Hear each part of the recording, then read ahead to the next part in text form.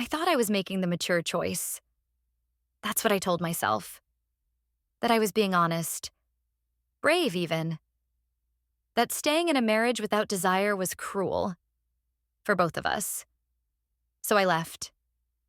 I packed a bag, kissed his forehead one last time while he was still asleep, and I walked out of the home we built together. I told myself it was for the best. That we both deserved a different kind of happiness. That love without passion was just friendship.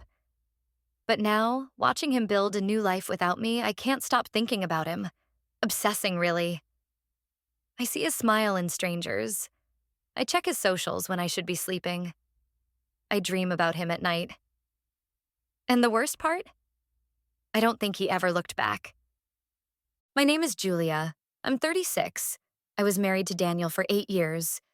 We met in college, one of those classic dorm party encounters that turns into something more. He was never the loudest guy in the room.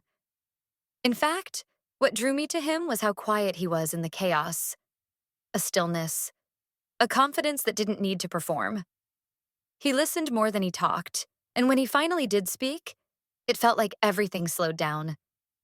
Our first date was grilled cheese at a food truck and a walk through the park. It felt like home. We got married when I was 27, bought a house in the suburbs, got a dog, settled into routines. He worked in IT. I was a freelance editor. We were one of those couples people described as solid, reliable, low drama, and for a while I thought that was enough. But slowly things shifted. Not overnight, more like erosion. The kind you don't notice until one day the shore looks completely different. I stopped feeling butterflies, stopped craving his touch. He'd reach for me in bed, and I'd gently roll away. Tell him I was tired, that I had a deadline. And it wasn't about him. At least that's what I thought. I wasn't attracted to anyone, really. I thought maybe it was hormonal. Maybe it was stress. But deep down, I knew. I'd changed. I'd outgrown something. Or at least, that's what I believed. I tried to talk to him about it. Vaguely. I told him I felt disconnected, that I needed space. He offered therapy, weekend getaways, date nights. He tried. God, he really tried. And I resented him for it. Because every time he tried to fix it, it made me feel like I was the problem. And maybe I was. Eventually, I told him I didn't want to be married anymore. He didn't yell, didn't beg, just nodded. Asked if there was someone else. I said no, and I meant it. There wasn't anyone. Just a hollow in my chest where desire used to live.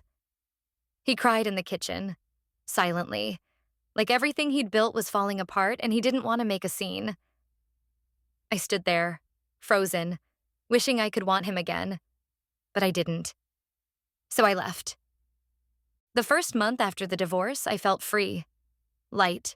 I redecorated my new apartment, went on solo hikes, took a pottery class, downloaded dating apps, swiped through profiles like I was tasting freedom.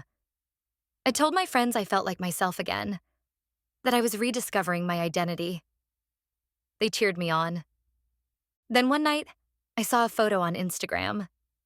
Daniel, smiling, at a brewery with coworkers. His arm draped around a woman I didn't recognize. She was laughing, leaning into him like she belonged there. My stomach flipped. I told myself it was nothing. Just a moment. That I didn't want him back. I just didn't want to be replaced so easily. That's all. But then I saw another post. And another. Dinner parties, camping trips. Her in his hoodie, him holding her hand. She was beautiful. In that effortless, sun-through-curtains kind of way. And Daniel, he looked different. Lighter. His eyes brighter.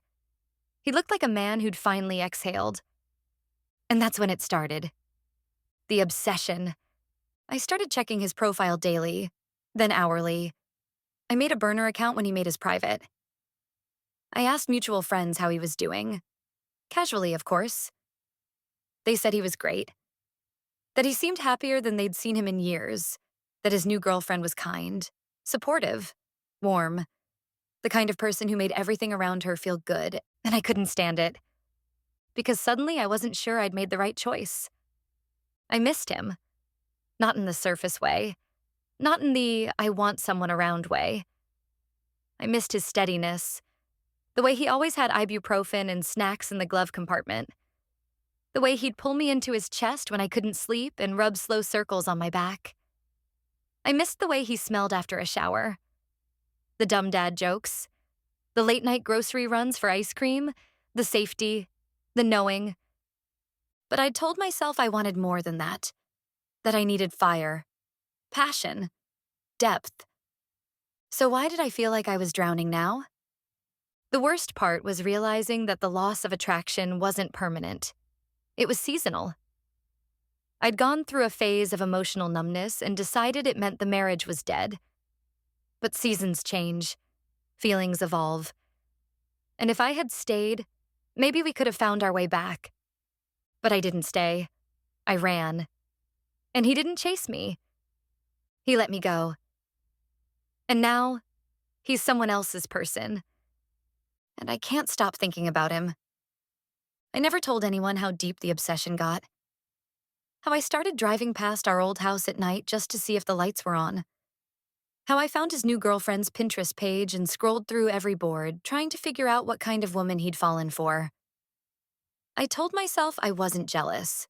I was just curious. That I just wanted to understand how someone could step into the life I abandoned and make it look so much better. But it wasn't curiosity.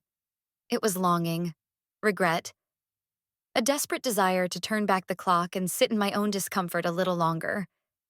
To give it time instead of letting my fear make the decision for me. I started dreaming about him. Vivid, aching dreams. Sometimes we were back in our kitchen, dancing barefoot while pasta boiled on the stove.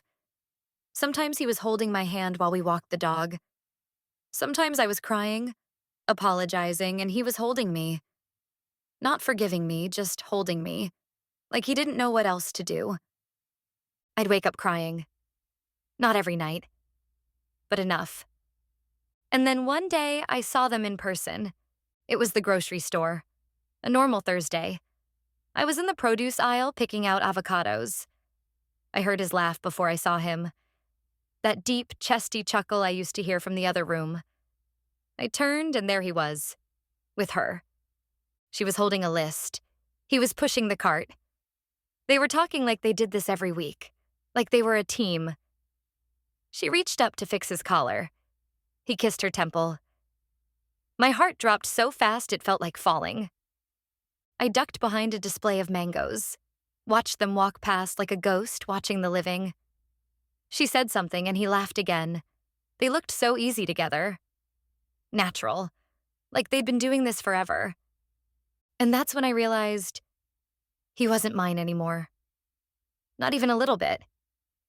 I went home and cried for 3 hours, the kind of crying that leaves you hollow, shaky, like grief. Because that's what it was.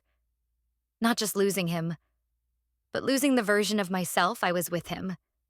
The version that was steady, safe, loved. I tried to move on. Really, I did. I went on dates, slept with a guy from work, tried to convince myself I was free, that this is what I wanted. But every time someone touched me, I thought about how David used to run his thumb over my wrist absent-mindedly. How he always made sure I got home safe. How he'd text me to take a jacket because it was colder than it looked. None of these new men did that. And even if they had, I wouldn't have cared. Because they weren't him. Eventually, I stopped dating altogether. Threw myself into work. Volunteered at the animal shelter. Tried to fill the time with anything but memories. But no matter how full I made my days, the nights were always empty. And he was always there. In my mind. In my chest. Like an ache that refused to dull. I debated reaching out. Writing him a letter. Pouring everything onto a page and begging for a second chance. But I didn't. Because I knew it would be selfish. He was happy. I could see it in every photo. Every smile.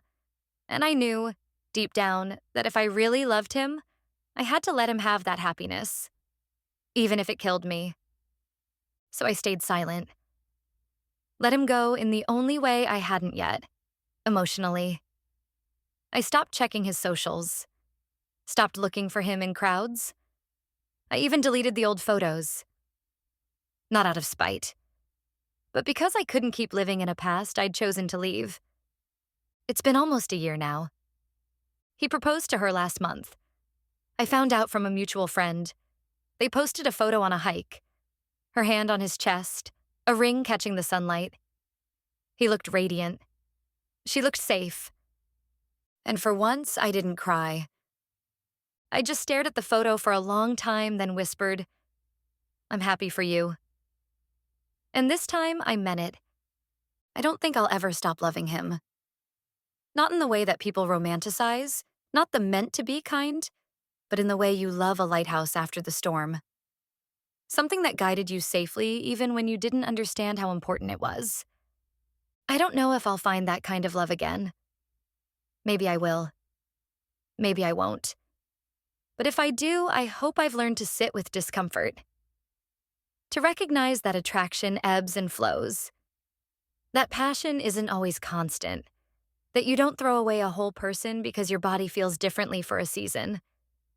Because love, real love, isn't always thrilling. Sometimes it's quiet, unremarkable, steady.